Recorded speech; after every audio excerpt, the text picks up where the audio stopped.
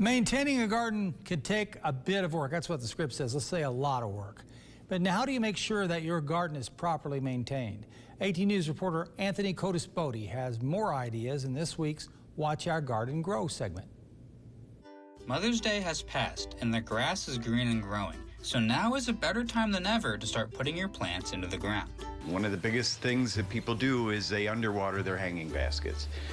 You got to remember they're hanging, look around, they're all hanging suspended, and on a sunny, warm day like yesterday where it's dry, the water just wicks right out of there. So we always recommend to keep your basket looking better is to water from underneath. Our recommendation is if it's not hung underneath something, if we know we're going to get a lot of rain, keep the basket separated, or just move it in underneath so that it's just not getting all the rain. Another thing you should start doing around this time of year is gardening maintenance. One of the things with watering, these flowers keep getting wet, and it's what turns them real quick. So one of the things you're going to want to do now that you've got these flowers is start deadheading them. And what that is just getting rid of the old blossoms, because what can happen is their leaves can fall onto the other petals and things, and they rot. Vegetable plants are also something you can start thinking about planting. So when you're dealing with your tomatoes and things, if we've talked about it before,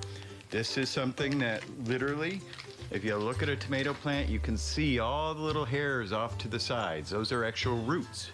So it's one of the type plants that you can strip down some of the leaves, and when you plant it that deep.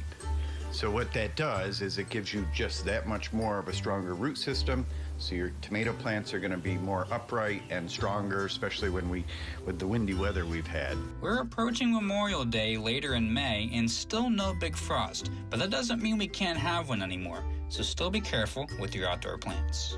In Southport, I'm Anthony Codispoti, 18 News.